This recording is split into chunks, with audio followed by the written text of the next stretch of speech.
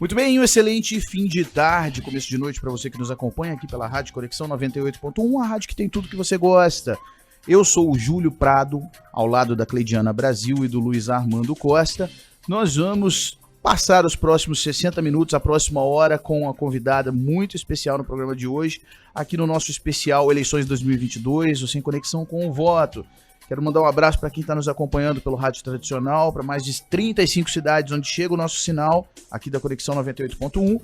E mandar um abraço também para quem nos acompanha pelos canais sociais, o Instagram, pelo YouTube. Você que ainda não teve essa experiência e não teve a oportunidade de acompanhar, esse projeto também é transmitido simultaneamente pelos canais sociais. Você pode ir lá no Instagram, @conexão98.1, ou no YouTube também para assistir esse programa. Esse programa fica salvo lá no YouTube também. Quer assistir depois, quer ver algum tema, algum ponto do programa que te interessou mais entre os nossos entrevistados, pode ir lá no nosso canal no YouTube, aproveita para se inscrever, habilitar o sininho lá, para todas as vezes que o programa começar, você receber uma notificação e assim acompanhar um pouco das discussões desse projeto que antecipa o tratamento das eleições, da política tocantinense.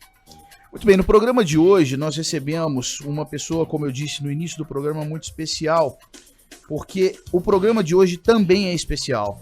Na semana que o Brasil celebra 90 anos da sanção do primeiro Código Eleitoral que garantiu oficialmente às mulheres acima de 21 anos os direitos de votar e serem votadas no Brasil, o especial Eleições 2022 Conexão com o Voto recebe a doutora Edissandra Barbosa, que é coordenadora do programa Mais Mulher, Mais Democracia do Tribunal Regional Eleitoral. Doutora Edissandra, bem-vinda à Conexão 98, obrigado por aceitar o convite de estar aqui conosco.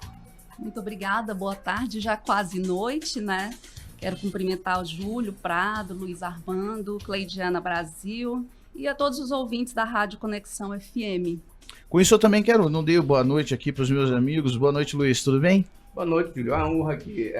Queria só registrar que o Conexão, a Rádio Conexão e esse programa eleitoral, ele está fazendo o dever de casa, né, na paridade entre dos gêneros, né? Porque hoje chegamos à nossa 6ª entrevista com a doutora Edissandra, que nos honra com sua presença, e é a 3ª mulher contra 3 homens também. Boa observação. Então, a Conexão está cumprindo o dever de casa, né? Fazendo a lição de casa.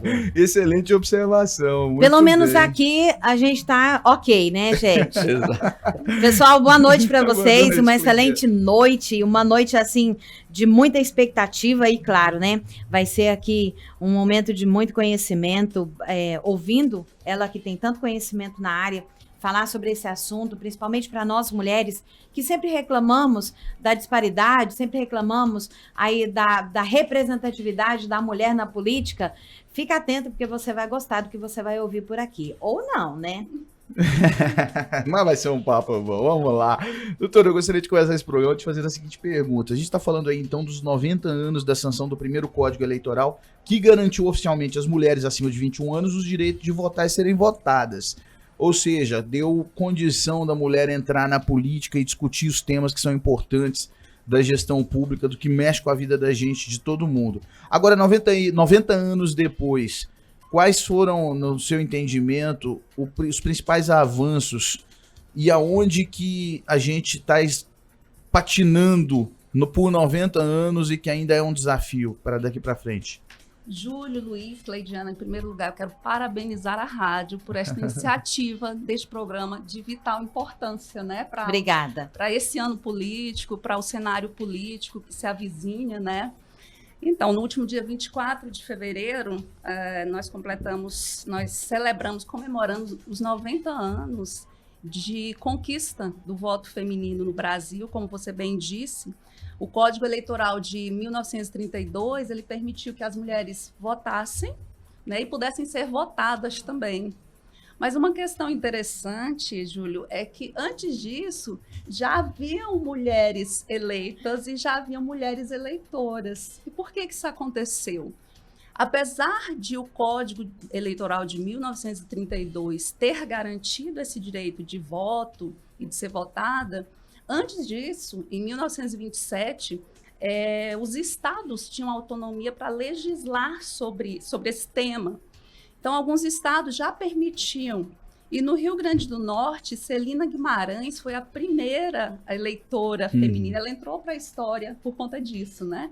Foi a primeira a se intitular eleitora feminina. Numa época que mulher não era nem convidada para a sala para poder debater sobre nenhum tipo de assunto, De né? forma alguma. E assim, ela disse que conseguiu isso, ser a primeira, porque era casada.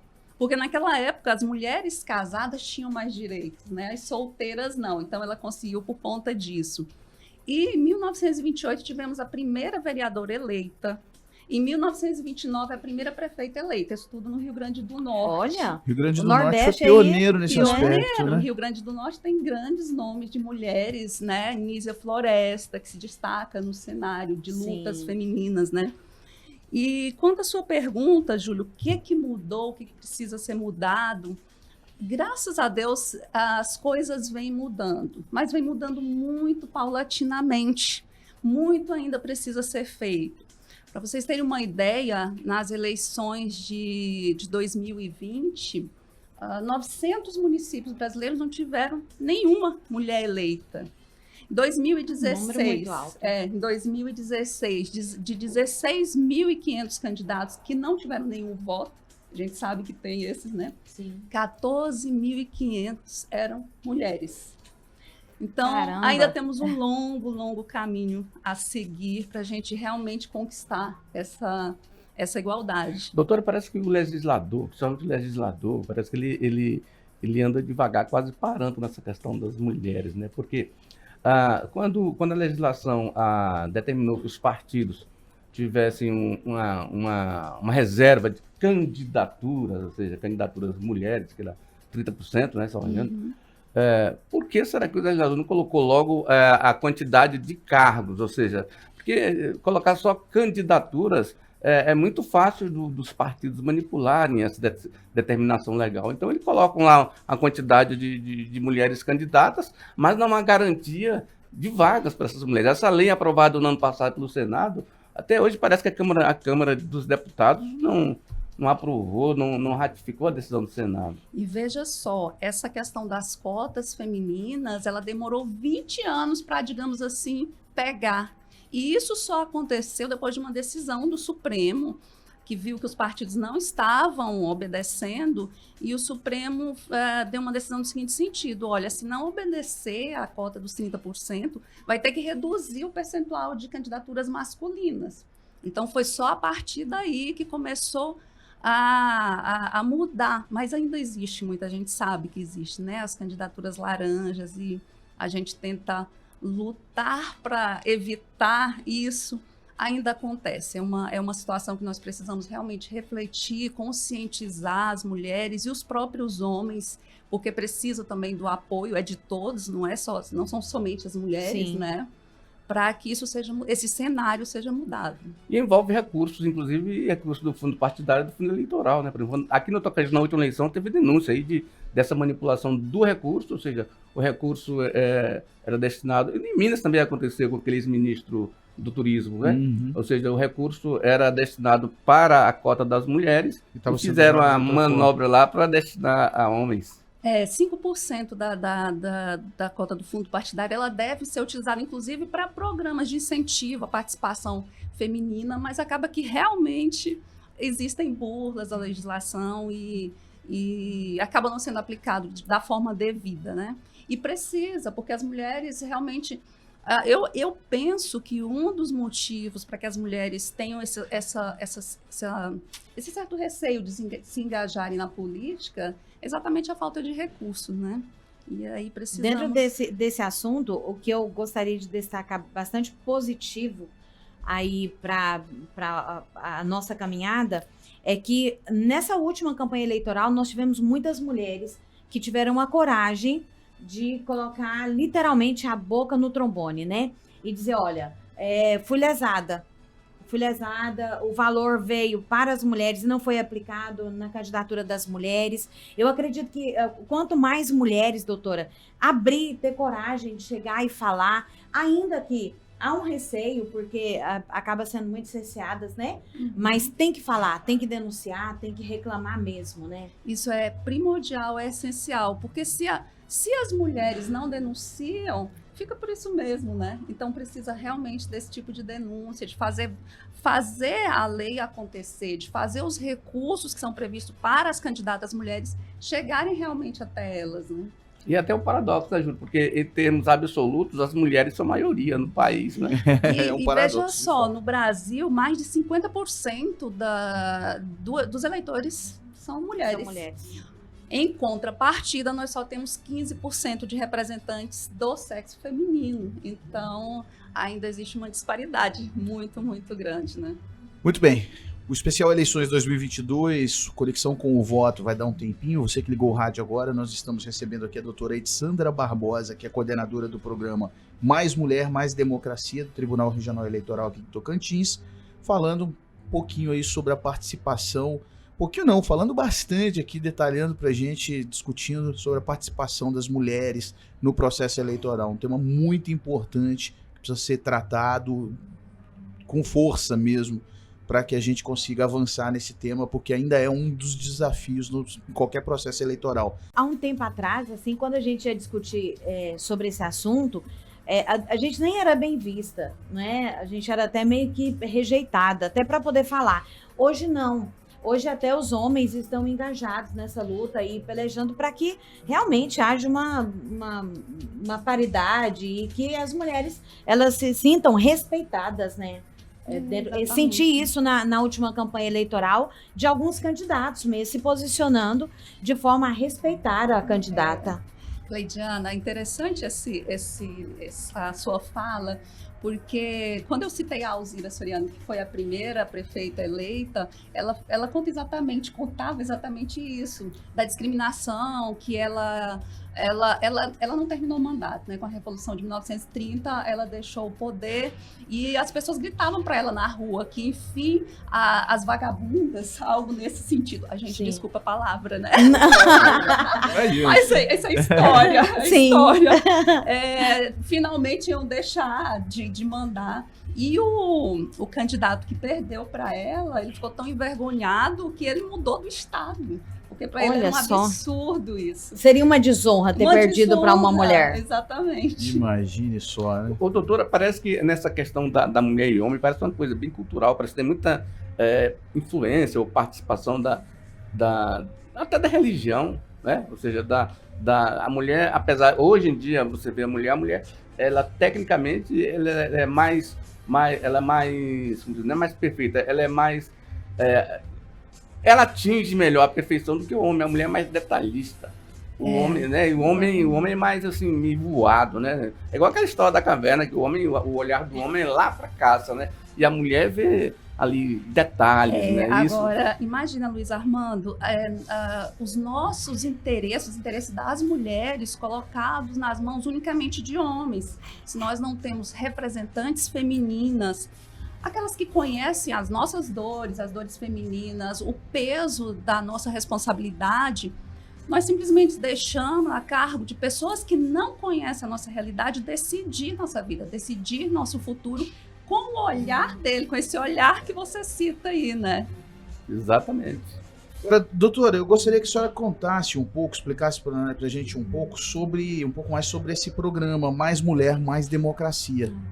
Então, o programa Mais Mulher, Mais Democracia, ele foi instituído pelo Tribunal Regional Eleitoral do Tocantins em 2019. Ele é um programa que tem como finalidade exatamente esse debate contínuo sobre a importância e a necessidade da participação feminina na política, para incentivar, para encorajar, para trazer informações. Às vezes existe uma pessoa que até tem essa vontade, mas não sabe como fazer, então nossa ideia é essa. A gente costuma levar para os debates representantes de lideranças, né, nas comunidades, mulheres que já foram ocupantes de cargos políticos ou que querem ocupar cargos políticos, estudiosos da área, né, da participação feminina na política, e a gente faz essa simbiose assim, de pessoas do povo com pessoas, né, da academia, vamos dizer assim, para mesclar informações e trazer informações e fazer o debate ficar mais fácil, mais leve. Na verdade, parece uma mudança, uma progressão, se assim se pode tratar, da função do juiz, né? Ou seja, o juiz não é aquele que está sentado lá com a toga lá e certo ou errado, né? Então, o papel que parece que vocês estão desempenhando aí no tribunal, acho que tem 5 mulheres no TRE, né? entre juízes titulares e substitutos, acho que são 5, né? Até lá também? Até lá é minoria, mas é quase igual. Então é o seguinte, parece que a Justiça Eleitoral está indo ao encontro do eleitor, ou seja, não está fazendo aquele papel de só aplicar a lei, ou seja, está tentando mostrar à população que existe aquela lei e aquele... Então está popularizando, assim, indo ao encontro da população. Isso é muito bom, né?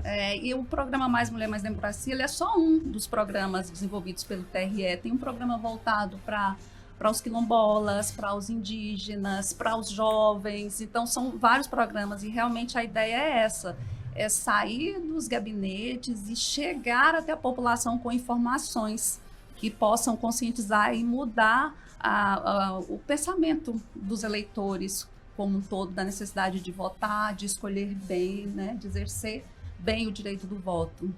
Doutora, a senhora como juíza substituta, dentro aí do nível de conhecimento de tribunal, há processos de corrupção de pessoas dentro da área política mais de homens ou de mulheres? De homens, porque nós temos mais.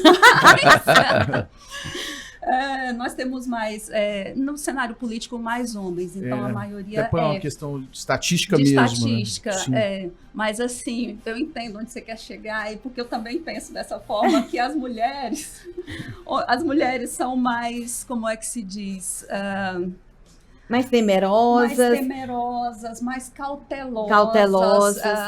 Mais cuidadosas, sabe? Com as pessoas em geral, com aquilo que elas se dispõem a fazer e buscam fazer de forma mais... Nada contra vocês, tá, meninos? Eles são bem resolvidos aqui, tá tudo tranquilo. Mas buscam fazer de forma mais correta. Os homens seriam mais inconsequentes. Mais impulsivos, né? Impulsivos também. Eu acho engraçado falar disso, porque no trânsito também é assim. É tanto que quando você vai fazer um seguro de um veículo, o veículo de mulher, o seguro é mais em conta, 20%.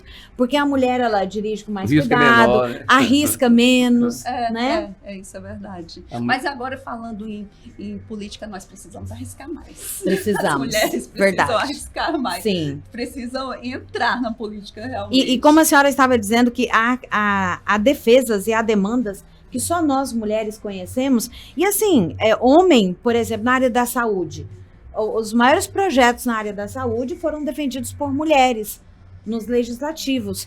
Então, a gente precisa mesmo. Na área, hoje nós estamos aí, Luiz Armando concordou comigo esses dias, vou usar isso que daí você não pode voltar atrás. A primeira-dama do Brasil, a Michele, o quanto que ela tem defendido a causa das pessoas com deficiência, né? Eu acho que está fazendo história no Brasil. Pouco se vê falar e pouco se vê outras pessoas atuando tão bem como ela tem defendido, né? Exatamente. E é aquilo que eu falei anteriormente. Nós conhecemos nossas dores e sabemos o que precisamos, né? Então, precisamos de representantes que saibam disso e que defendam as nossas pautas, as pautas femininas, porque as pautas masculinas já tem muitos representantes, né? Precisamos engajar mais na política, ter mais pessoas. Tem homens também que defendem as pautas femininas, lógico, né? Senão a gente não teria tantos direitos. Mas é que nós precisamos estar lado a lado. Doutora, eu percebo assim, querer tapar o sol com a peneira, a gente dizer que não existe relação de machismo, relação no que envolve aí a discussão da participação da mulher na política. E, de certa forma, eu observo que muitas vezes as mulheres, principalmente as que exercem um cargo de executivo, por exemplo. Vou citar o exemplo da nossa prefeita aqui da capital, a Cíntia. Eu não sei até onde vai o temperamento forte, uma característica particular da pessoa, isso analisando a mulher, ou até onde termina o temperamento e onde começa a necessidade de uma postura de austeridade e de rigidez como uma resposta para a quantidade de agressões que a mulher sofre. Eu queria que a senhora dividisse sua visão com a gente, sabe, nesse sentido, porque eu percebo que, de certa forma, a sensibilidade acaba sendo mal interpretada numa sociedade tão machista, sabe? Eu não sei se eu tô aqui equivocado, mas eu percebo, sabe, que as pessoas interpretam mal e muitas vezes Você as mulheres está precisam certíssimo na tomar sua uma análise. posição de energia, muitas vezes que talvez nem represente necessariamente o temperamento da pessoa, mas como uma forma de se impor. É importante essa reflexão, e eu aqui me recordo no início da minha carreira como juíza, eu trabalhava numa vara em que eu era juíza, tinha um promotor, que era um senhor de mais idade, e um defensor público também de mais idade. Então, quando era muito comum as pessoas chegarem e se dirigirem para um dos dois como juiz, né? Então, realmente, a gente ainda precisa se posicionar de forma, eu não digo nem de uma forma mais agressiva, não, mas de uma forma mais firme, tá? Para marcar a posição. E quando você fala na questão do machismo, eu me recordei aqui de um programa, uma live que eu assisti nos últimos dias, que tinha a participação da ministra Carmen Lúcia, do STF. E era uma live que discutia exatamente participação feminina na política. E eu achei muito interessante um tópico que ela levantou ao falar que a maioria dos colegas dela, não vamos generalizar, né, porque tem exceções, mas a maioria dos colegas dela de Supremo não sabiam o que iam almoçar naquele dia. E ela, ao contrário, tinha que saber. Como mulher, ela tinha que saber, ela tinha que tomar as rédeas da casa, né? E isso acontece demais em todos os espaços em que a mulher ocupa o poder, né? Seja legislativo, seja judiciário, seja executivo.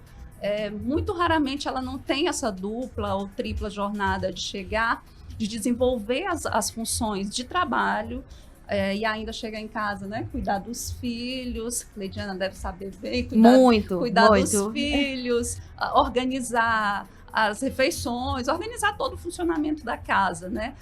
Tá mudando, né, Cleidiana? Muito, graças a Deus, A gente né? já vê os maridos que ajudam. Eu acho, né? Ô, Luiz, vai. Defende aí, defende. Luiz lá em causa própria aqui.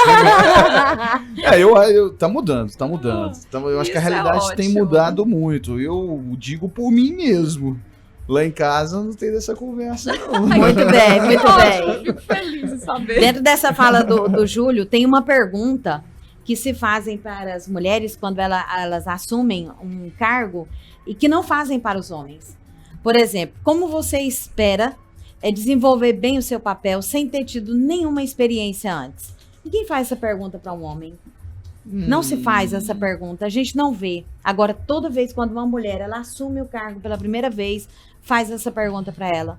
Como é que você espera desenvolver o seu trabalho, uma vez que você ainda não teve nenhuma experiência como prefeita, como vereadora, né? Lembrei. Estava aqui na cabeça lembrando.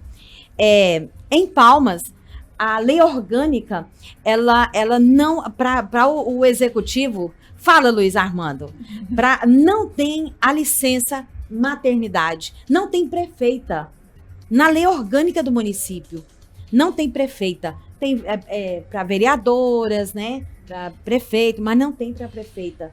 E quanto tempo tem a nossa capital? É muito jovem, né? Então isso mostra que ainda tem muitas coisas para poder se conquistar. Cleidiana, eu não sei se vocês conhecem um dado interessante. A primeira mulher eleita para o Senado foi em 1979. Vocês sabem quando que foi ter um banheiro feminino no plenário do Senado? 2015, depois de muitas e muitas lutas. As senadoras, elas tinham que usar o banheiro do restaurante anexo. Olha só. Doutora, mas Aí isso comprova a sua fala, Júlio. Mas é um desafio, porque a mulher, ela naturalmente, pela natureza dela, né? ela tem aquele jeitão de cuidar, né? Jeitão de mãe, né? Natureza, né? A natureza dela.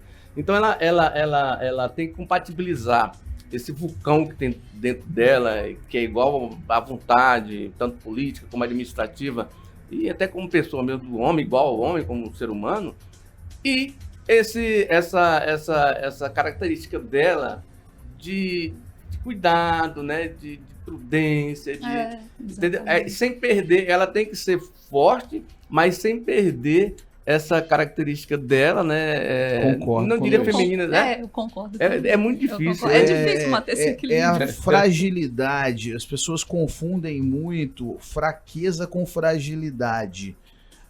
A mulher, ela não. Isso vale para a mulher e para o homem. Não estou fazendo análise de gênero, mas já que o tema aqui em discussão é a mulher, as pessoas confundem muito a fraqueza com fragilidade. Acho que ser frágil é sinônimo de ser fraco. Não é. E não é. Né? Não. E geralmente o que é quase tudo que é mais frágil também é mais precioso, diga-se de passagem. Opa, Né? Também é mais gostei desse precioso. negócio aí, viu, Mas- doutora? Mas essa é uma discussão interessante, coloca a discussão num caminho, num terreno interessante, porque a gente percebe, viver anda muito chato, né? Assim, né? As pessoas andam com muita fluência em mimimi, aquela coisa louca. E assim, eu percebo que a luta, o ativismo pela defesa dos interesses das mulheres, muitas vezes tem masculinizado a mulher como uma resposta de força. E eu não acho, assim, é a minha opinião, mas eu não acho que esse é o caminho correto. A mulher, ela tem que ocupar o espaço que ela merece, que ela pertence, sendo quem ela é. Né? Deixa eu te dar um aplauso aqui. Foi muito bom o que você no disse. programa, no Mais Mulher, Mais Democracia, numa das lives, nós trouxemos uma convidada que defende exatamente esse ponto de vista, sabe? E quando as meninas da Escola Judiciária Eleitoral me falaram o perfil dela, o ponto de vista dela, que a mulher tem que realmente conseguir conciliar tudo isso e sem perder a ternura, vamos dizer assim, né? Eu fiquei um tanto quanto pensativa, nossa, será? Porque não sei. Aí depois eu refleti, não, mas esse é um espaço para discutir todos os pontos de vista, né? Claro. Seja, né? Então, Claro. e foi muito bom ela ter trazido o ponto de vista, lógico que muitos não concordaram, Não, mas é. foi interessante. É como se a política Mas a fosse... conduta, por exemplo, a senhora, uma juíza, uma sentença da senhora, ela tem o mesmo peso que uma sentença de um homem, de um juiz. Tem. Então a ação é que identifica, né, Exatamente. a força, né? Quando a Cleidiana falou na lei orgânica, Cleidiana, eu lembrei, eu não sei, ontem o TSE, no dia 24 de fevereiro, o TSE lançou um vídeo em comemoração aos 90 anos da conquista do voto feminino. Uhum. Nesse vídeo, inclusive, tem nossa prefeita, né, que é a única prefeita eleita, Entre né? as capitais, Isso, né, do nas Brasil. capitais do Brasil. E em uma das falas, a pessoa fala o seguinte, que com a conquista do direito do voto, mudou até o português, a nossa língua, porque não Sim. existia eleitora, não existia candidata, né? Prefeita. E a cidadã nasceu com o Código Eleitoral de 1932, porque cidadão é quem pode votar e ser votado. Então, a mulher não tinha cidadania até então, né? Verdade. Mas na lei orgânica, né, que ela está falando, a lei orgânica, a última atualização, só pegando, foi 2001. Ela é porque ela não identifica não coloca o azinho lá, né? Mas ela trata de licenças, né? De licença para Em interesse geral, particular, né? né? Geral, licença do chefe. Geral. Só não É interesse trata de licença particular. maternidade. Não, é licença para interesse particular. Mas não colocam, trata né? de... A das vereadoras, sim. Na Câmara É tem. interessante. Não é? Eu fiquei bastante... Falei, poxa vida, nós precisamos de avançar um pouquinho mais. Mas eu vejo isso assim, a constatação já é sinal de avanço, né? Sim, Porque a legislação não precisa sofrer alterações. Talvez, Verdade. nesse caso, eu acho que o texto frio da lei ali é porque não contemplou, porque não era uma particularidade, não existia rotina, né? Tem uma novidade. A legislação, ela muda de acordo com o contexto social, mas só que o contexto social muda de forma mais rápida, né? Então, a legislação é mais lenta. Ela reflete o contexto social, mas depois que ele acontece, né? Então, nós ainda vamos chegar lá. Vamos. Eu sou otimista nesse aspecto. Eu acho que o caminho a gente vai indo para o caminho que as coisas vão melhorando. Já melhoraram muito e vão continuar melhorando.